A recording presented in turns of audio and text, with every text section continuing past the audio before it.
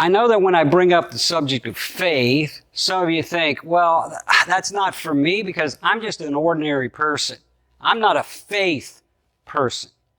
Well, I want you to understand something today. The issue with faith is the fact that ordinary people have an extraordinary God.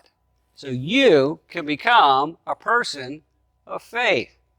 Hebrews chapter 11 is called the faith chapter. In that chapter, we read that without faith, it's impossible to please God.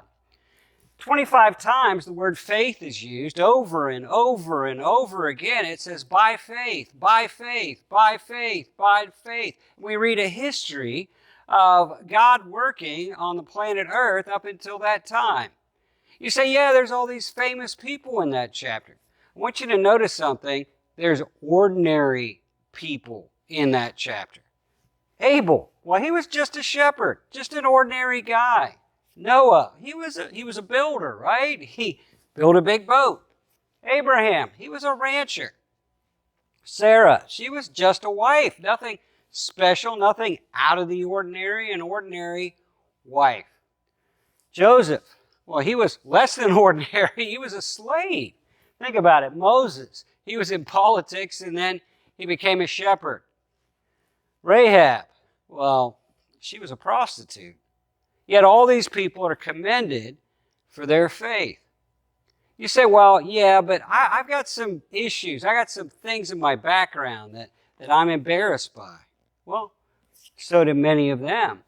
Noah, after the flood and all of that and saving mankind, got drunk and misbehaved with his own daughters. Abraham, he was from a pagan background, and on 2 separate occasions, he seriously lied and put his wife in great jeopardy. Sarah, when God said she was going to have a baby at the age of 90 years old, she laughed in the face of God. Think about that. Joseph, he went to prison. He was accused of being a rapist. Moses, he was a murderer. He killed a man. Rahab, she had a background of immorality. Yet all these people became people of faith. Why? Because the key to faith is not the believer. The key to faith is who they believe. Ordinary people, but an extraordinary God. The issue is not the size of the problem.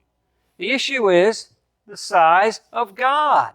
And God is big enough. God is bigger than any problem, bigger than any situation, bigger than any need. God is a big enough God. Right now, some of you need faith. And I want you to know God is big enough to do everything God desires to do in that situation if you will fully trust Him, actively trust Him, and obey His word. God uses ordinary people because God is an extraordinary God.